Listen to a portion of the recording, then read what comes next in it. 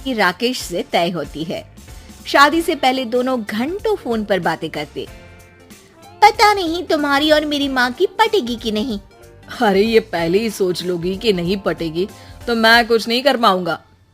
तुम कितने अच्छी हो जी। पता नहीं तुम्हारी माँ कैसी होगी। मेरी माँ बिल्कुल मेरे जैसी ही है। शादी के बाद सीमा राकेश के घर आ जाती है।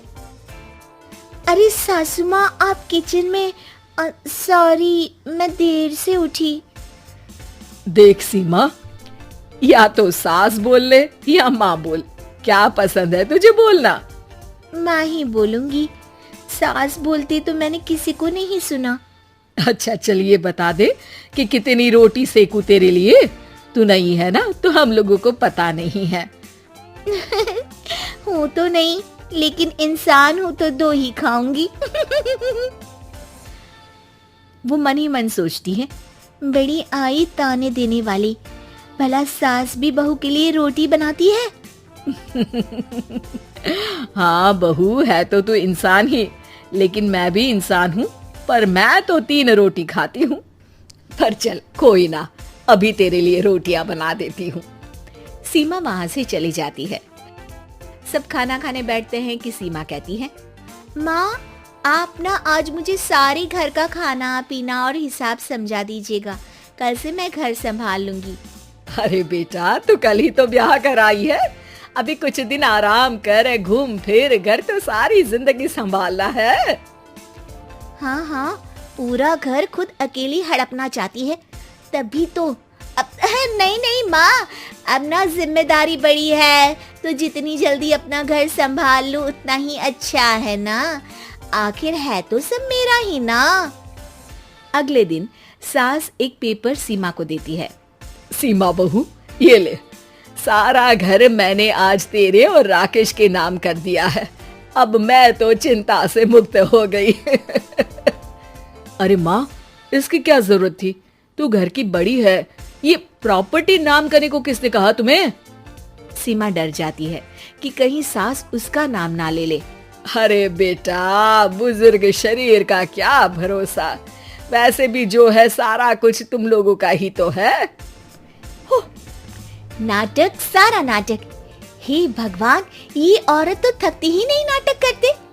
शाम को कमरे में सीमा राकेश को कहती है, एक बात बताओ, ये ऑफिस से आकर तुम घंटों माँ के कमरे में क्या करते हो। अरे तुम भी आ जाया करो ना, सुन लो क्या बातें करते हैं। तब सीमा को ख्याल आता है कि क्यों ना एक दिन माँ बेटी की बातें छुपकर सुन ली जाए। तो वो दरवाजे के पीछे छुपकर दोनों की बातें सुनती हैं। अरे माँ ये तो बता, मेरा बेटा होगा तो क्या नाम रखेगी। मैं तो कन्हैया नाम रखूंगी, उसके पैर में पायल डालूंगी और चोटी बनाऊंगी। वाह माँ, इतना प्यारा नाम, तो फिर मेरा नाम राकेश क्यों रखा। अरे बेटा तेरा नाम तो तेरे पापा ने रखा था, राकेश उनका सपना था कि तू साइंटिस्ट बने। फिर दोनों माँ बेटा अपनी पुरानी जिंदगी और रिश्तेदारों की बातें करने लगते हैं। बाहर खड़ी सीमा सोचती है, लग रहा है कि बुढ़िया ने देख लिया है कि मैं खड़ी हूँ। कल फिर से सुनती हूँ कि ये लोग कैसे मेरी बुराई करते हैं। लेकिन अगले दिन भी वही होता है, दोनों आपस में घर की बात करते हैं, सेहत की बात करते हैं या ऑफिस की बात करते हैं। फिर वो समय भी आ जाता है जब सीमा माँ बनती है। उनके घर में बेटी पैदा होती है। राकेश और सीमा बच्ची को लेकर घर आते हैं कि तभी बेटी का नाम कान्हा तो सोच रखा था, देखते हैं बेटी हुई है तो क्या करेंगी, खुशी थोड़ी ना होगी बुढ़िया को। तभी सीमा की सास दरवाजा खोलती है। सास ने पूरा घर गुब्बारों से सजा रखा होता है। वो हाथ में पूजा की थाली लेकर नई बच्ची का स्वागत करती है। शुक्रिया बहू, हमारे घर को चिराग देने के लिए। अब तो मुझे राकेश तेरी भी जरूरत नहीं है। ये बोलकर वो बच्ची को गले लगाकर रोने लगती है। पता नहीं खुशी में रो रही है या बेटी होने का दुख है इनको। देखो तो माँ कितनी खुश है सीमा। पता नहीं, मुझे तो लग रहा है कि बेटी है इसलिए रो रही है। बेटी की चाहत में घर सजाया होगा। बस भी करो सीमा, मेरी माँ जितना भी अच्छा कर ले तुम हमेशा उनमें कमी देखती हो। ये बोलकर वो वहां से चला जाता है।